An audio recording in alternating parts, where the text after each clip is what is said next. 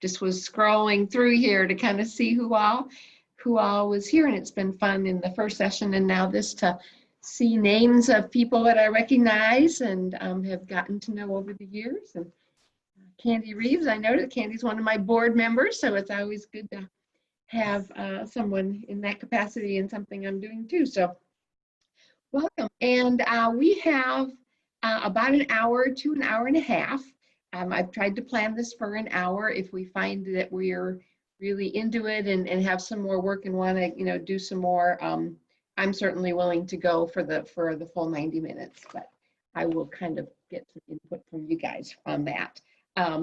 So this session, before we get started, if everybody would just put in the chat your name, your organization, and one fun thing about you, and just kind of a little way to connect with who's here and maybe have a little fun. And as those things scroll in, we'll kind of take a moment. And I guess I could start by doing that myself, right?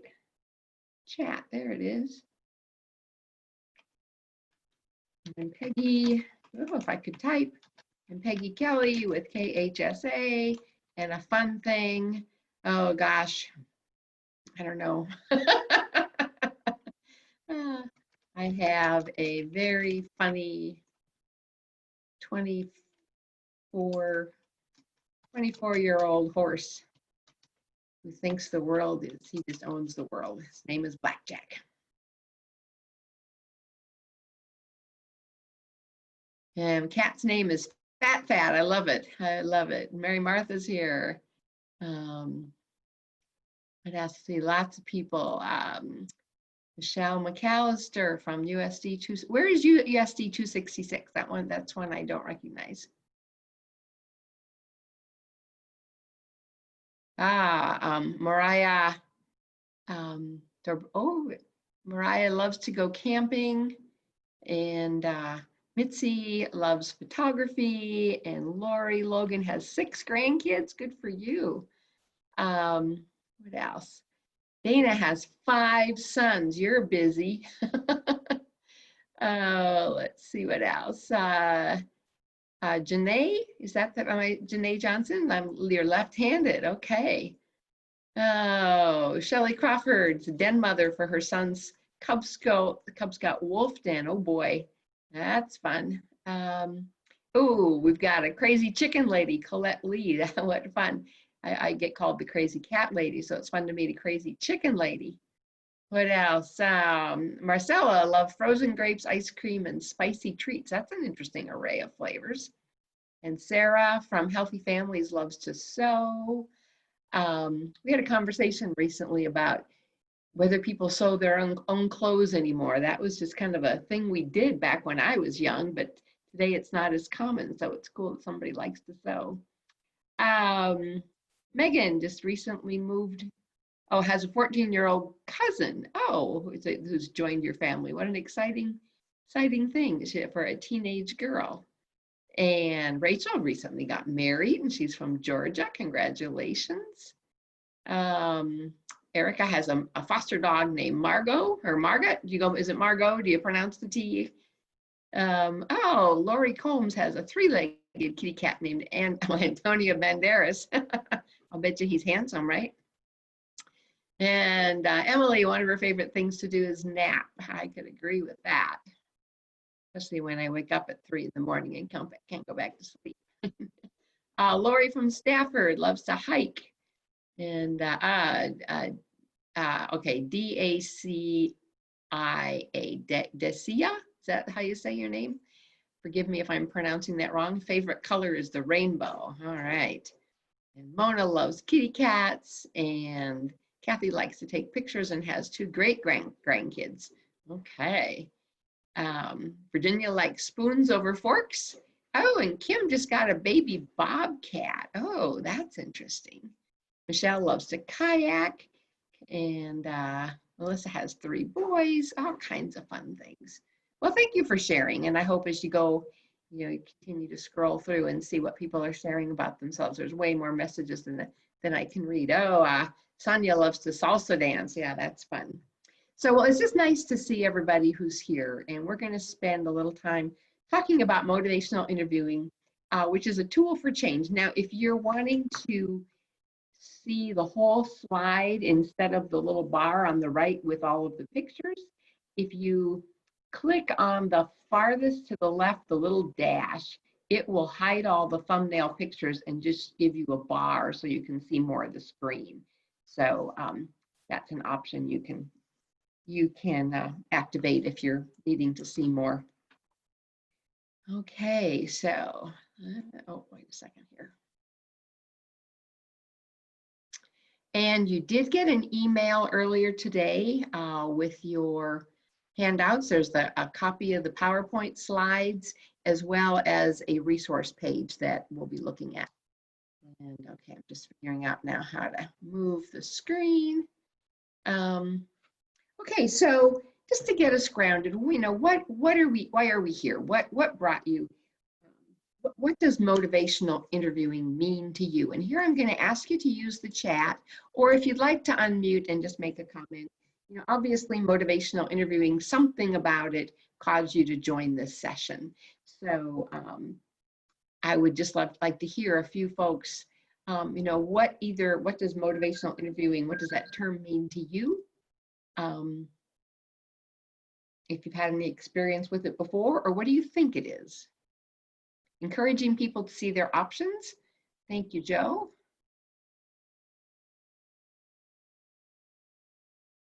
Any other thoughts on what motivational interviewing, building rapport?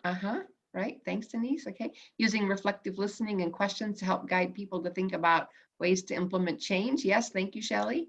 Tools to draw out helpful information from families. Nicole, yes, thank you. And those are all definitely in the ballpark. I want families to feel comfortable opening up to me and know that their ideas are important to me. Thanks, Kim. Listening without bias or judgment, right? Okay, helping people see where they're at in their choices if they're ready to make change. And I'm all about building trusting relationships. Absolutely, absolutely. So it sounds like people have a fairly decent understanding of what motivational interviewing is, or what you think it is. So that's helpful for me to be aware of. If you could leave our time today with just one thing, what would it be? Finding ways to motivate families, to motivate each family, okay?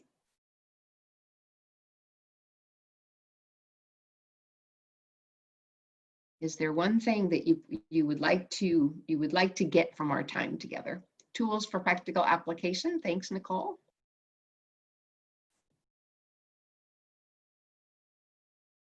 Ways to help families get out of a rut or to overcome resistance. Okay. Is there one more thing that someone came for? Keeping families motivated and engaged. Different ways to start up conversations, different ways to help family think, get out what they're saying, make family comfortable, so our collaboration is effective and helpful for the long term. Helping families believe in themselves, absolutely. Ways for all of us to feel motivated and be creative to do our jobs, and ideas to engage family and empower women. Yes. Okay, great. I think we can probably make some progress on those things today. So thank you for sharing. One more, collaborative conversation to help families find their strengths and commitment to change. I like ways to help when a family verbalizes a path and then feels stuck, and empower fathers. Well, hi, George. My goodness, how are you? All right, great to see you here. Okay, and are you hearing me? It sounds like you're hearing me okay. So that's great. I put in my external microphone because my other one was having some troubles this morning. Okay, well, let's go ahead and move on here. All right, slides, let's move here. There we go. All right, so we talked a little bit about what motivational interviewing is and why is it, you know, motivational interviewing is all about change, right? If we don't have something if we're not making a change, we don't need any motivation, right? If we're not making a change, we just operate out of our habits and our routines. We don't have to think about it. They come naturally.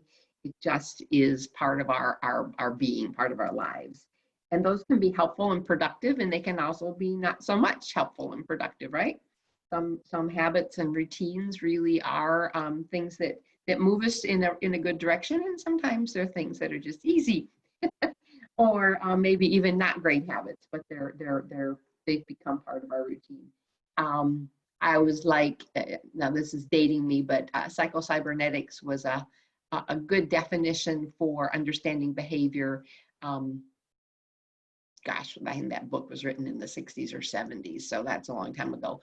But he talks about it takes 21 days of intentional practice to create a new habit, that are the only way to replace a habit is with a new habit. So that's why it takes a change process to change those habits, because habits are the structure of the way we do things. So the habits aren't bad, but if you want to make a change, it intentionally takes making changing the habit and replacing it with something that is getting you more toward what the results you're looking for. So think about a time when you were faced with having to make a change. How did that idea make you feel? You might want to put a few things in the chat. Did some people feel excitement, kind of a spectrum of excitement to anxiety? Some people embrace to avoidance, overwhelmed, anxious. Some people, it's just really difficult getting out of the comfort zone. A lot of fear, nervous, anxiety. Some people find it feeling risky. I embrace change, definite excitement.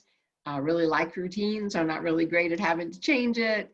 Nervous, hopeful, and scared. And is it possible to hold all three of those at the same time? And I would say, yes, it is. And Callie says, depending on who has control, losing control in change is tough. Yeah, it can be. Anxious, nervous, change is not my favorite and can cause anxiety. Change can be hard and can be overwhelming. Yes, absolutely. All of those things, right? And as someone pointed out in an earlier comment, can be all at the same time, more than one at a time. So what does change look like? Change does this kind of a scenario look familiar? It doesn't matter if it's even a big or a small change. Think about in your kitchen, if you moved something from one place and you moved it to another, how long does it take before you don't go to the original cupboard or drawer to get that item after you've moved it? Because you're used to just that's your habit. That's what you're used to. So Denise says, so this helps us understand the families we work with better when we're all feeling apprehensive about a change. Absolutely. And it can be a big change or a little change.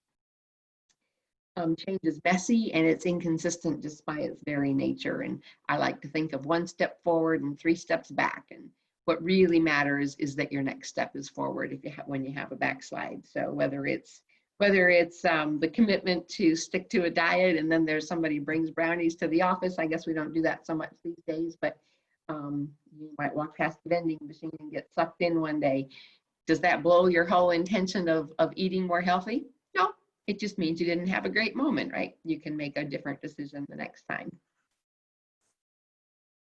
So let's look a little bit at what motivational interviewing is. And a lot of the things that you put in the chat are what's on this slide, non-judgmental, it's collaborative, it's client-centered or person-centered is a term you hear a lot, enhances positive change, and explores and resolves ambivalence.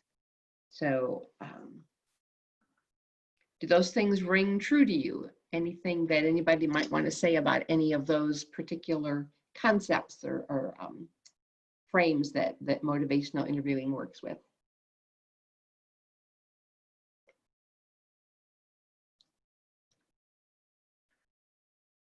Okay, I think we all agree with those. Motivational interviewing spirit. This is an important mindset for the practitioner, for the home visitor, as you're getting ready to embark on a home visit, on a motivational interviewing practice or interaction with the family or with a parent. Um, it's the space that it's important that we get ourselves into, and that is a space of being empathetic and warm and friendly and collaborative. This is not a situation where the professional holds the power, right? It's important to remember that power dynamics are fluid and fragile. Um, it's quite possible that when we're sitting down with someone, whether it's someone you're first meeting or even someone you've worked with in a while, as the professional, there's often a tendency to just attribute you a more powerful position. And the truth is, we're trying to level that play field and actually shift it. So we want the parent to be the person in power and the professional to be the home visitor, the helping professional to be the supportive person. But perception has a lot more to do with behavior than maybe reality. So if the perceived power is that, you as we as the helping people have the power in the relationship, we need to consciously work to shift that. And that's one of the things that motivational interviewing really does well, is clearly can demonstrate that the parent, the person, the individual is the one who's making the decisions and is in the control seat.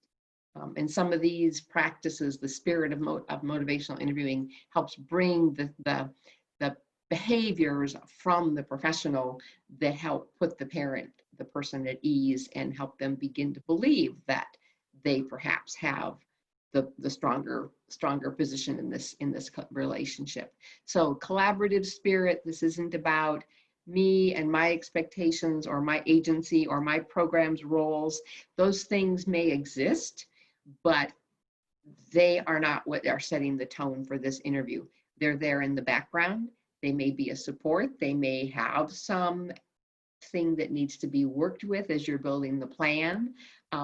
Back in the day when I was working with the TANF program, there were a lot of rules and a lot of expectations, a lot of requirements, but we set those off to the side and then pulled them in to look at, well, okay, are there some things we have to consider here as we're building this plan? Are there some things we do have to satisfy, and how might we do that? Are there some things in this framework that maybe can support the plan we're building? And are there some, in fact, barriers that we just need to figure out, okay, what does it mean for this plan? Is it the stopping point for a particular line of thought, or is it just a way that something that we need to figure out how to work with, maneuver around, or possibly leverage and get support from? So accepting, non-judgmental. Sometimes there's things we may not be proud of, or there's things the person that we're building the relationship may not be proud of, but those things are, they are what is, they aren't what matters. Let's put it that way. Can't change the past, but you can certainly let it help it not rule the future. Being respectful is extremely important. Positive and hopeful. I heard people mentioning that in the chat. Individualized. This is not a cookie cutter plan. It is your plan for what you want to do, you being the parent in that statement. It's eliciting, it's helping people draw out their own thoughts, and it's helping you draw out their thoughts. And it's important to keep in mind that sometimes the thought that's being shared may be new to the individual as well. A good motivational interviewing process can help bring realizations to the surface. Maybe they've been buried down in there and they've been circling, trying to find a way out. Maybe it's truly a new realization. So it's very very creative process.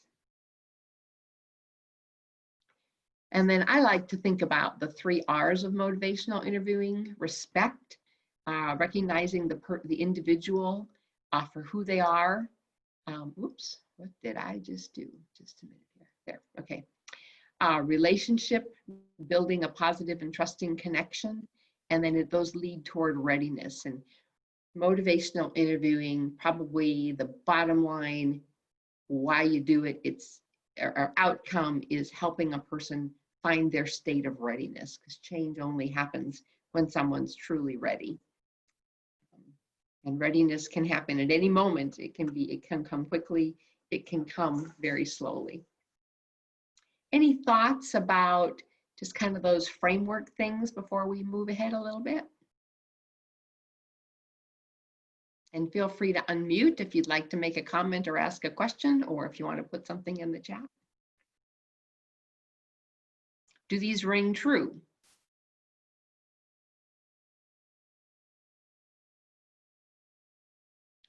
People are empowered when they have a plan. Yeah. And motivational interviewing is all about helping a person make that plan, right? I love the 3 R's. Yes, that really helps you conceptualize it. Great, that was my own.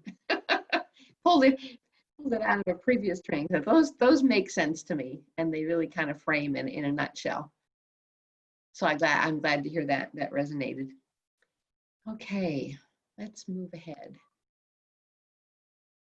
So motivational interviewing has a secret weapon, and I would like to know if anyone has a guess. Okay, readiness is so important. You could have the other two and the action wouldn't be there without feeling ready. Absolutely. And you won't get to readiness without the other two, right?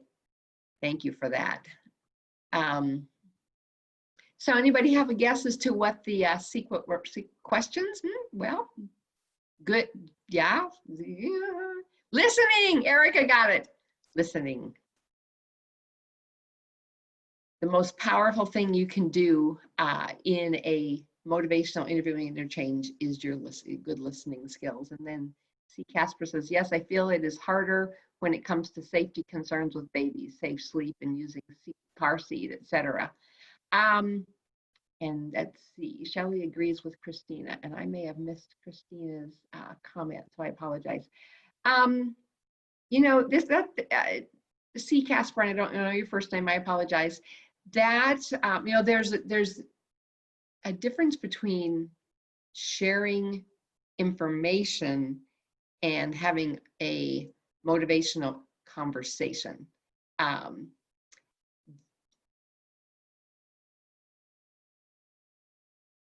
If someone is not using a car seat or safe sleep and is struggling with why they should do something perhaps different than maybe their mom or grandma or whoever taught them, the conversation really isn't about the practice of using the safe sleep or the car seat. It's about going back and looking at where they learned the practice and what the power of that means to them, who taught them that, and their feeling, with their understanding of why what they're doing is okay, and just really digging in a little bit to find their readiness to hear another way. You go head on about safe sleep and car seats. I mean, you want to give factual, good, clear information as a tool to help someone realize that, oh, well, this is what I thought, and now I can see that there may be another way, and here you've given me information to help me think about why I need to change my idea. But if someone's really stuck and stubborn, well, my grandma never did that, and you know, I look at me, I turned out okay. Then they're not at a point of readiness for even having that conversation. So the motivational interviewing needs to take another tact. If you're finding a point of resistance and you run head on into it, what do you get back? If you push here, you get pushed back this way, right? If you come at it a little bit different angle, you're going to get movement in a different direction. So head-on confrontation probably is never going to resolve a situation where there's resistance. You need to back up and use motivational interviewing or some other observation techniques that will give you some other ideas for how to find a point where that person's readiness to hear something will open up. I hope that's helpful. And so the C. Casper, you must be Christina. Great, thank you. All right, well, that was a good point, and I appreciate you bringing that up. I hope that was helpful. So back to listening, there's a paradox of change. And I'm just going to read it because I just think it's powerful the way it is. When a person feels accepted for who they are and what they do, no matter how unhealthy, it allows them the freedom to consider change rather than the need to defend it. So allowing someone to hold their feelings and share their feelings is the most important thing you can do to help them be ready to say, maybe there is a different way. Maybe there's a reason that I should rethink this. Okay. So the Primo tool for motivational interviewing, and anyone who's been in any kind of training for very long knows this. I didn't even make it. Let's guess what it is. Who's heard of open-ended questions, right? So I may hear some groans because it's something we hear over and over and over again, and yet it can be sometimes challenging, right? So Riley says, how do you feel about that? I guess I need to know what that is. Oh, it's an open-ended question. Thank you, Riley. So let's just take a look at the structure of open-ended questions. So what makes a question open-ended? There's certain rules, right? Somebody want to toss, Marcella loves open-ended questions. Great, I love it. So what are they? They're questions that you, not just yes and no, that's right. What else? Who, what, where, when, why, how. Questions that start with what, where, when, and how. That's right. And let me just step back for 1 second and say, let's be careful about how, why. And Marcella says that questions allow dialogue. Tell me more about that. Yes, that's a great prompt question, Mariah. Let's talk a little bit about why. Why is one to be used with caution. And the reason is it can just in its very nature feel confrontational and cause resistance. And they cause the person to invest more in the reaction. Yeah. Why can be a challenge question, especially if there is any perception of power differential. When we're working with individuals in their lives, why tends to question their motive as opposed to explore their action, their thoughts, their feelings. Okay, Shelley says, I ask them, tell me more in place of why. That's a great way to get at when someone is saying something and you want to understand more what's behind it. Tell me more about that. What about did, are, will, have, could? Are they open or closed? They're closed, aren't they? Okay, I think you've got a good hand. Working on goals. How could you make a small change toward that? Yep, great. So why use an open-ended question? What is the point of that? And we've kind of been addressing this all along, right? It invites the person to think and talk more freely. It helps a person respond in their own context, right? They set their tone and set the framework. It asks a person to think more deeply than just giving a surface answer. Invites the parent or the person to draw from their own experience, and because really who's the expert on their lives and who's living that life, and allows the person to hear him or herself think.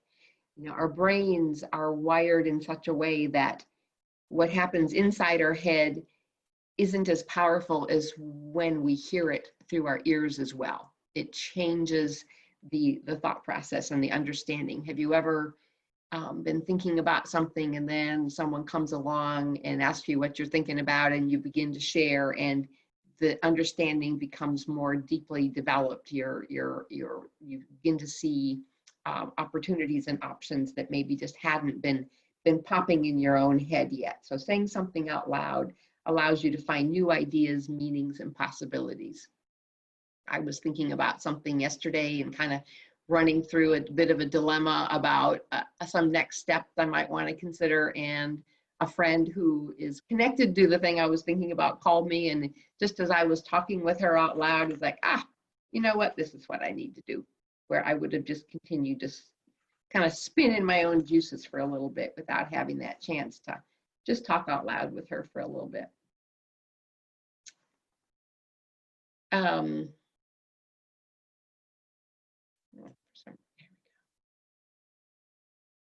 Oops. So when you're asking someone, and someone else has put in some things, working on goals, how can you make, okay, we talked about that one. Denise uses help me understand. So another way to ask somebody for tell you more instead of having to say, why do you do that? Or why does that make sense to you? Great sharing, thank you. So sometimes when you ask someone an open-ended question, there can be some silence, right? It can take them a little bit before they're able to respond. What do you think that's about?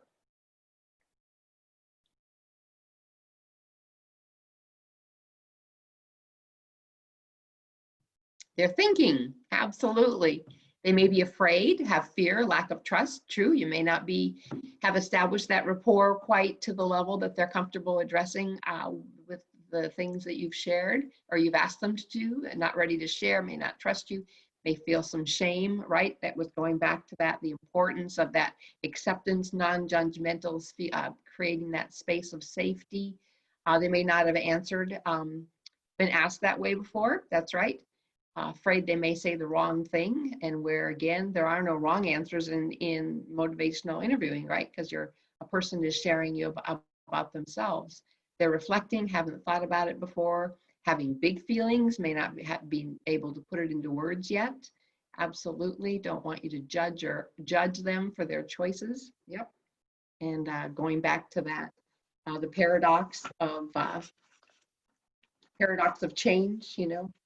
When people feel accepted, they're much more ready to think about possibly change, don't want to judge them. Okay. And like some of you reflected, it may be the first time someone has had to think about a particular question or something with the subject you're talking about in a particular context or from a particular perspective. They may be used to people coming at them head on, and you're coming in at a slightly different angle, which reveals a whole new plane of opportunities. I've always said that if you can shift anything 1 degree, you reveal a whole new landscape, a whole new level of possibilities. Trust issues when it comes to opening up a layer of their lives they don't feel comfortable with sharing. Yeah, right. And it's okay if they don't know. It just allows for teaching, absolutely, and for their own thought process. Absolutely. So giving someone safe time to think and just being able to allow that process to go on is another important part of motivational interviewing. Sometimes it's not asking any questions for a little bit, just letting a question sit and do its work for a little bit. Sometimes it may mean that a question is a little more broad than the person can understand, can respond to yet. So one technique, if you think that's maybe where a person is, where the silence is coming from, is go from a broader question to a more narrow one to help them find an answer. Like maybe someone needs to move and you ask them, I know, what do you think you need to do to find the new place to live? And it's like, yeah, you're not getting anything back. You could step back and say, what are 2 places you could look to find out what's available to rent in the area that you'd like to move to? A little more specific. It's not asking for them to elicit a feeling, but it's a valid open-ended question that will help them process, think about, well, that's something I could figure out. I could look in the nickel shopper. I could ask my friend who has a cousin who owns an apartment building, you know, who knows, whatever it might be.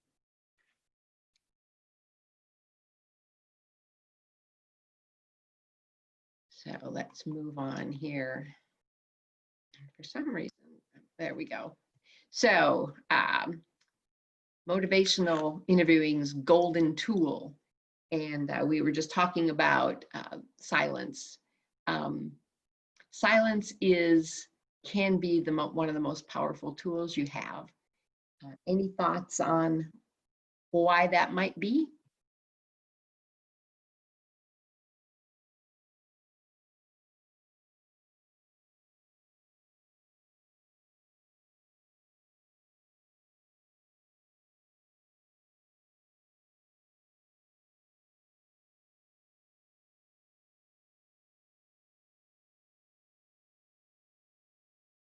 Give someone time to think, time to process and reflect, time for them to think and process. Absolutely.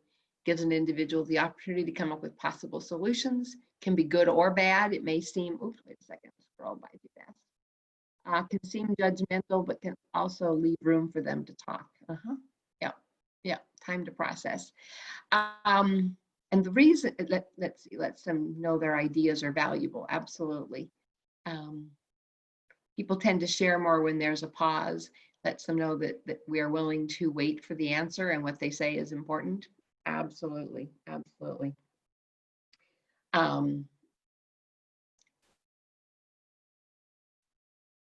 In a group setting, silence creates space for someone to answer. It also builds its own pressure for people in the group to step forward. And in a group context, I was told once in a facilitation training that in a moment where there's protracted silence, the first one who speaks loses. So if you're the facilitator, you want to get really comfortable with silence and allow it to be a comfortable generative force, because it will bring out process from comments from the group. One-on-one, it allows the person the time to think the things we talked about earlier. George says it shows respect when maybe what they're sharing is challenging to them and shows that you care. Yeah, it gives the other person permission to talk, lets them know we're willing to wait for their answers. So silence, while by its nature tends to make people uncomfortable, it's really important just to find a way in your own being to be very comfortable with it. When it becomes negative, whether it's an interchange one-on-one with someone, or if you're doing some group work, if you're uncomfortable about the silence, the other people will have more of a negative response. If you become comfortable with the process of just getting quiet and allowing silence its own space, is when it will always be positive. And Riley says it can be strained on the phone at first. Absolutely. Sometimes I'll say, "Are you still there?" Yeah. But be okay to wait with that a little bit. Maybe let the other person say, "Are you still there?" Yeah, sure. I'm just hanging out here with you.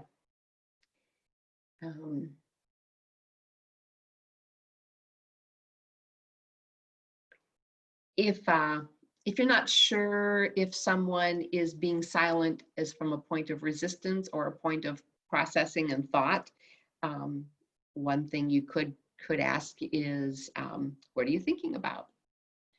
Riley says, I work with teens, so there's a lot of silence.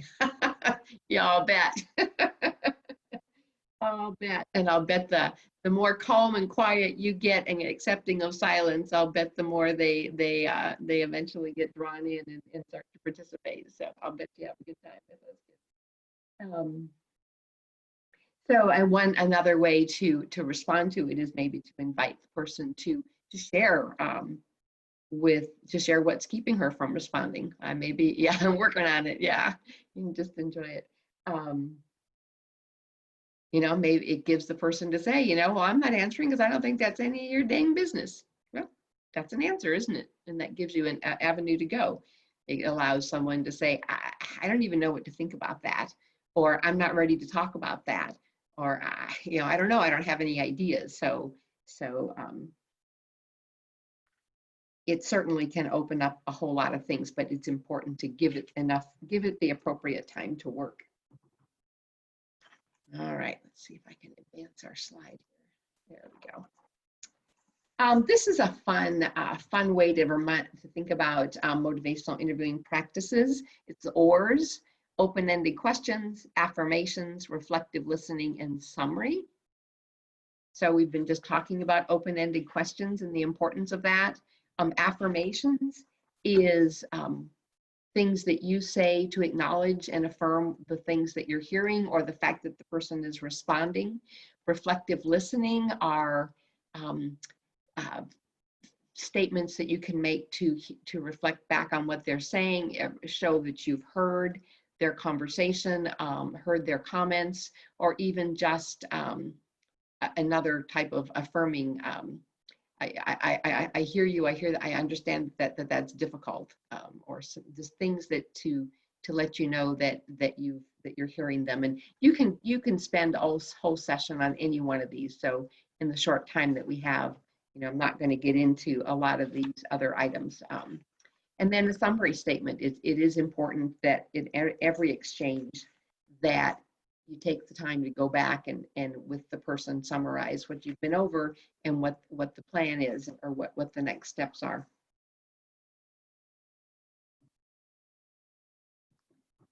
Okay. Another component of motivational interviewing is your nonverbal body language.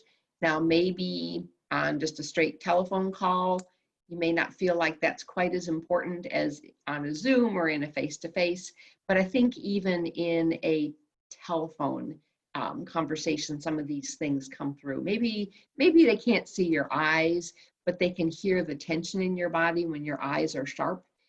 Soft eyes, open eyes, relaxed face, open face. Those things do come across in both your voice tone and just in your whole delivery and the words you choose. Your body posture, open and forward, calm, relaxed. Again, if it's a telephone, those things feed into the spirit that comes across, the way you're perceived. Warm and pleasant voice, not speaking too fast. I'm from Minnesota. I talk fast. It's just the way I am. Up there in the winter, if you don't talk fast, the words all freeze and nobody hears you. And in the spring, it's just a real cacophony of sound. So anyway, have it. And then proximity, not too far away, not too close. And even on a Zoom, you kind of get used to where your camera is. Are are they seeing your nose, or are you so far away they can't see you? Some of those things even come into play in this virtual way that we're operating. And just wanted to give you some, I'm going to close the chat here for a sec. These 4 things are, I guess, little reminders of tools and powerful questions. There is a sheet that came along with your handout. Let me stop sharing and go to that.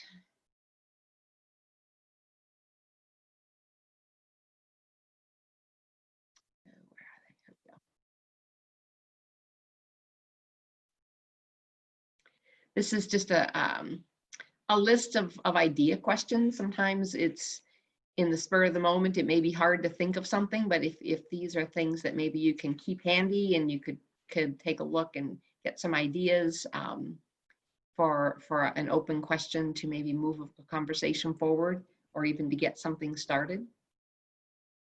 Another question that I like is when someone's getting near ready and yet there's some trepidation, is if you knew you could not fail, what would you maybe be comfortable thinking about? And the role of children and families, this can be somewhat tricky. It's important to never manipulate someone, and it's also okay to sometimes help them check to see what other motivating powers might be important in their life. If I'm wanting to quit smoking, I have been smoking forever. I know I shouldn't. It isn't good for my kids, but dang it, it's hard to smoke, to quit, to think about not smoking. Maybe if I have an opportunity to have a safe conversation about what is that behavior doing to my children, or what is it doing to me that's keeping me from doing other things with my kids, that might be a way for the person to stop and think about some external impact that might help them just reassess their own internal motivation and readiness. What you never want to do is use the kids or the family as a manipulator. Well, you know, your kids are going to be really upset at Christmas time if you don't have anything to buy Christmas presents with. Absolutely not the way to bring to address that. But helping a person just remind themselves about why they might be thinking about making a change and how it might impact other important people in their lives is a good thing for them to have the opportunity to think about. And then the fourth thing was just a reminder of the power of silence. And while we're on this screen, I wanted to share, this is the latest version of the book on motivational interviewing by William Miller and Stephen Rolnick. This is the third edition. And we have, you know, an hour to 90 minutes today. This is a 662-page book. So we are touching on the key things about motivational interviewing today. We are not doing anything called a deep dive. But I hope that it's been a helpful process to think about what this is and have some conversation. You can get this book. I just downloaded it on Friday. You can get a PDF of it for $8. And even the hard copy book itself was not expensive. I found it online for like $23. So I did the $8 download. So let's I'll take a little bit of time and just do a little bit of, I like to call it guided practice because people don't like to say role play. But I'm going to, and this, oh, wait a minute, where are my rooms? Lydia, do we have access to send people to rooms? We do, yes. 1 second, let me make you a host. Oh, okay, great, sorry.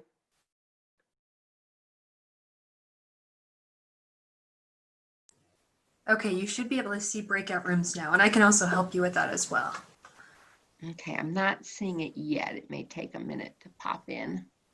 We lost somebody, so I chased somebody away with the saying we're going to practice. I tell you what, oh, here we go. Oh, someone's. Okay, I'm not, oh, here they are. Okay, I got it. All right, this is the first time I've used breakout rooms. So and we have 88 people here. So can I do 44 breakout rooms? Okay. What I hope this will do is automatically send you, okay, we lost a couple people. I'm going to make it 42. I'm going to send you to rooms, and what I would like you to do is take, okay, it's 20 after 3. We started at 2:30. Take 10 minutes and play with this scenario. Suzanne has mentioned getting her GED several times in the past several months, but hasn't enrolled. Decide who will be the home visitor and who will be Suzanne. Have a motivational interviewing based conversation about her GED process, and note how open-ended questions are used in the conversation and what impact they have. And also, how did motivational interviewing spirit influence the conversation? So just take a little time and have that conversation. And let's see, I'm going to make this 39 rooms. And then we'll come back together and just kind of chat about your experience, okay? Any questions about, yes, I'll put the picture of the book up. So we've got Suzanne. She's let you know she's interested in getting her GED, but hasn't taken any steps forward. So someone be Suzanne, someone be the home visitor, and just have a conversation, and then we'll come back, okay? Okay, wish me luck. I'm sending you to rooms here. Let's see, I'm trying to make sure. Okay. If you have 3 people in a room, have one person be the observer or switch roles a time or 2. All right, here you go.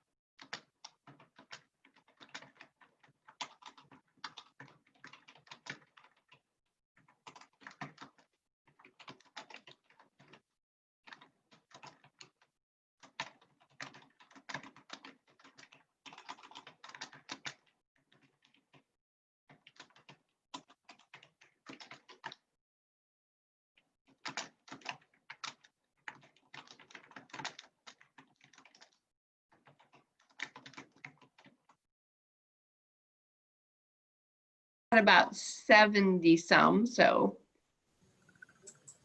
give people just a little more time to get back in here.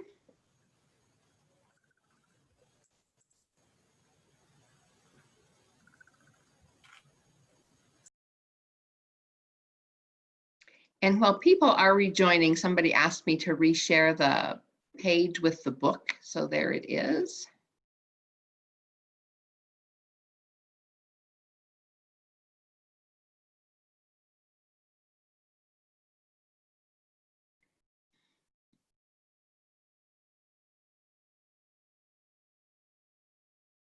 Okay, the numbers haven't moved anymore, so I'm thinking we've got most of the people that are going to come back.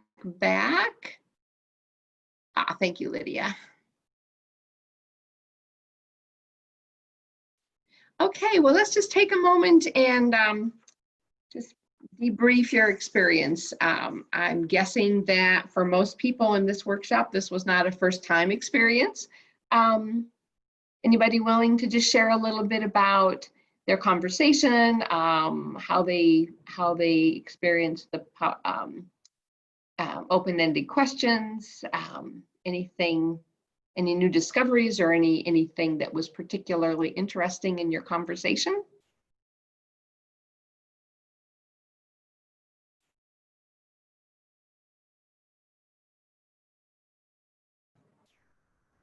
Hi, Peggy. This is Mike, and my partner was Riley, and she really challenged me. She works with teenagers, so she acted like a teenager the entire time. And I did find myself, to get information out of her, I had to ask a more closed questions than I really wanted to, just because of her responses as a teenager. So if I was going to change something, I would find different ways to get the open-ended questions in. But I still think we made pretty good progress in the time that we had. Okay, great. Great. And you know that you brought up a really important thing. You have to work with where you're at, right?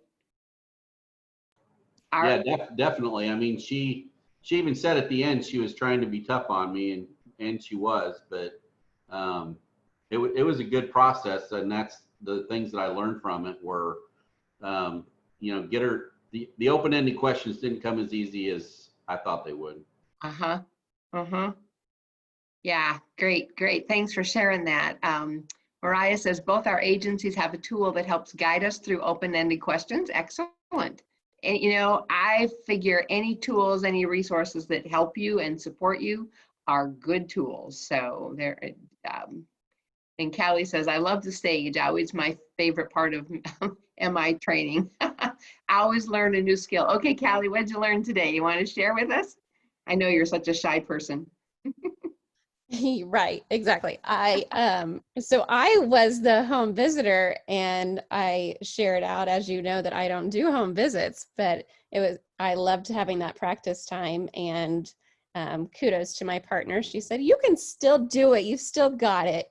And but I think that that's the thing too with going through the practice and the repetition of hearing this, is that it's something that you should hear over and over, and you should practice over and over, because it's not naturally how we have conversations with people. I think we would drive people crazy if we talked to them like that, right?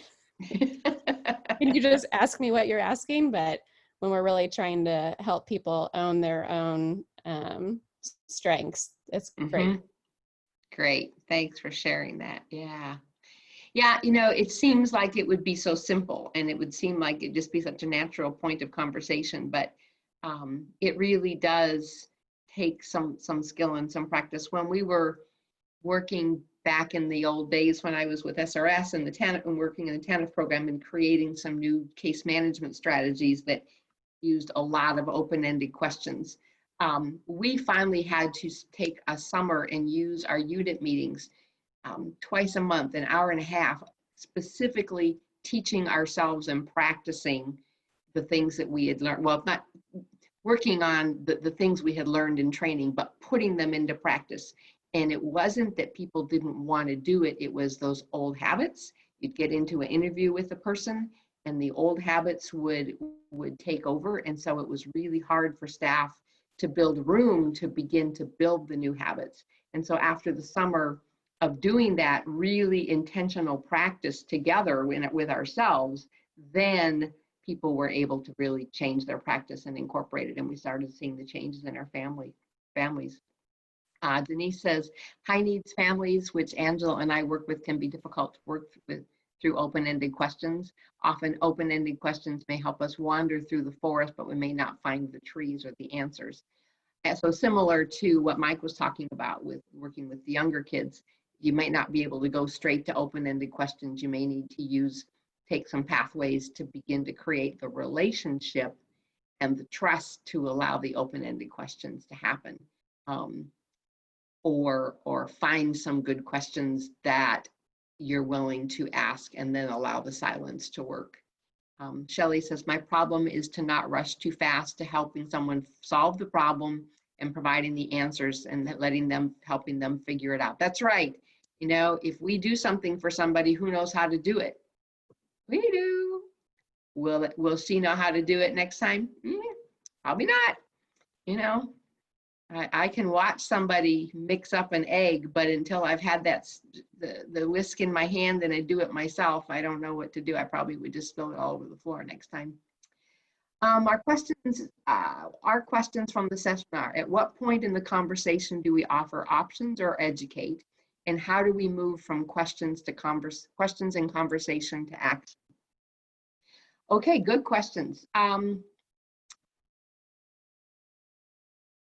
As far as offering options and educations, it will depend on the context and what you're talking about. There may be a point where you step back and say, okay, I need to provide you, ask permission. I would like to give you some information. Are you willing to listen? Are you prepared to, prepared to let me share some information that I hope you'll find helpful. And sometimes you may just need to say, you know, there's a couple of things that I do need to go over with you so you have this information. So let's just take a few minutes right now so I can get that taken care of for you. If a person is really stuck and not getting anywhere, it would be important to offer that you might have some things that you'd like to offer them for them to consider, and ask, would they be ready to hear that? Would they be okay with that? And if the answer is no, you're not at the point in the conversation where that's the right thing to do yet. And that may be a brief conversation. It may be something that you work more than one session on. It just depends on the context. And how about moving from questions and conversation to action? That's where that readiness comes in, isn't it?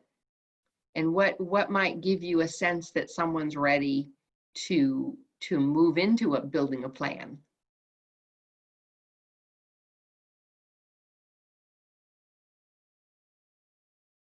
You may be hearing something, or if you're hearing something that would be the beginning of a plan, or the beginning of some steps forward. You know, maybe Suzanne wants to go get her GED, and the thing that's been holding her back is no one to watch her child. And she shared with you that she has a grandma that you know loves her little girl, but she's been hesitant to impose. You know, might be a possible way to say is, what would you think about possibly checking with grandma? Would that be something you would be comfortable with? Now that's a yes, no, that's a closed question, but it moves you into then thinking about an action strategy. And if she says no, then you say, what are the things that would keep you from feeling comfortable about that? Now you're back into an open-ended question, exploring.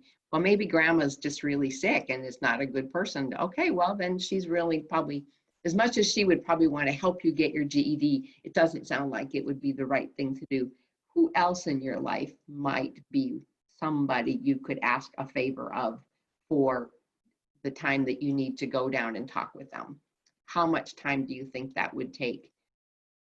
So you move into the path of taking some action steps based on the context of your conversation, and it can go back and forth. So I hope that's helpful. And then on the ORs, you know, the last thing was summary. That's where you go back and say, wrap up your conversation with, okay, well, these are the things we talked about, or share with me your sense of where we're at as we're ending our conversation. What are the things that you're feeling ready to do, or that we talked about you doing, and then walk through. Well, I'm going to ask my neighbor if she'd be willing to babysit for an hour next week while I go have that conversation. Okay, great. And then are there any steps we need to talk about as far as how you're going to ask your neighbor, or are you feeling comfortable with that? You know, so you kind of have to play with that and work that around with where the person's at and what the context is. Is that helpful? Does that help, Kim?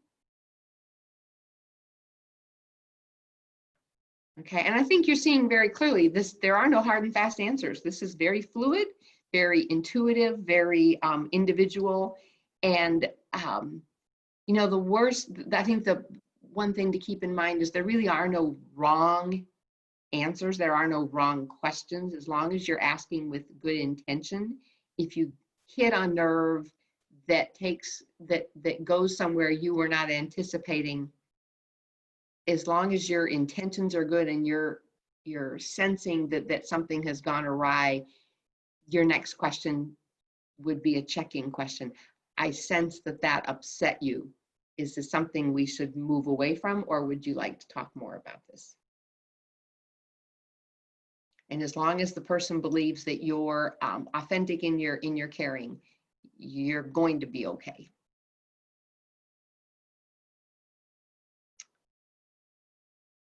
Okay, well, it's 3:44. Does anybody have any questions, final thoughts, anything you'd like to share with the group? Any final reflections?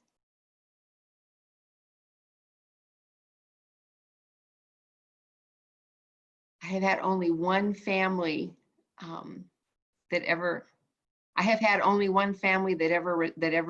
responded. Was negative or defensive. Oh, okay. So I'm assuming you've worked with a lot of families, so that's pretty good, right, Kim? Yeah. And if someone is negative and defensive, it's not the right time. Maybe the reason they're there. You know, you need to look at, you know, what might be their causing that negativity. Is it that it's something that was mandated? You know, that sets up the negativity and resistance right away.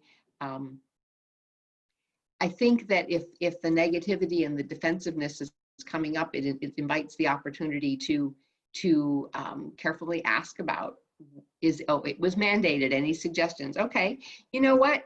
Mandated doesn't necessarily mean awful.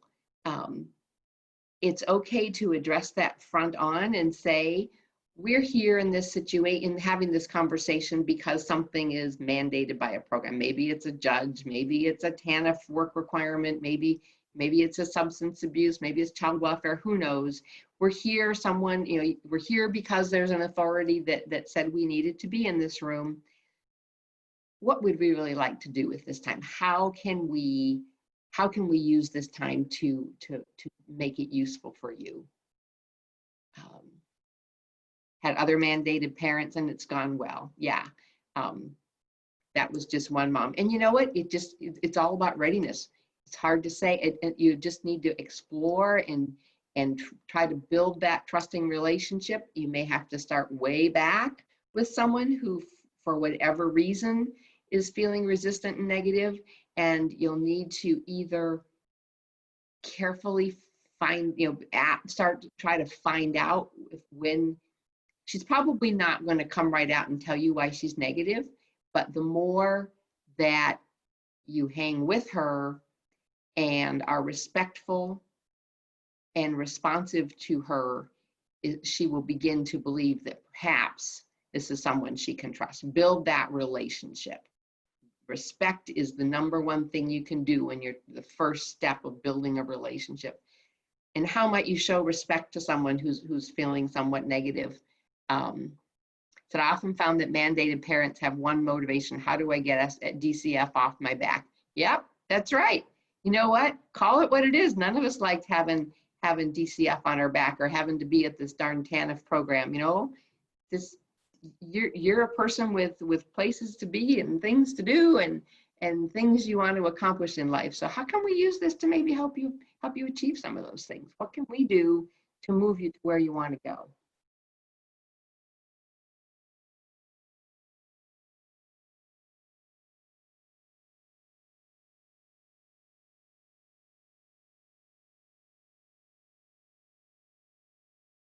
And it's probably even safe to say, where would you rather be than today? Here today. And what would you rather be doing? So those are things that are really important to you. How can we handle this and accomplish what needs to be done here so you can get to that? Anything someone says to you shares the seed of a motivation, a potential motivator.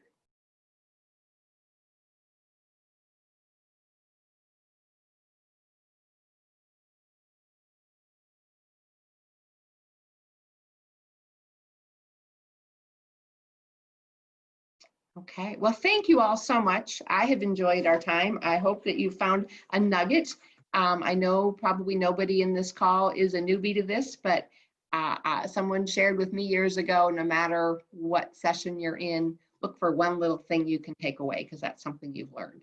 So, and also for sharing. So sharing your thoughts, and hopefully there's one nugget you can take away. Have a great rest of the afternoon and conference this week.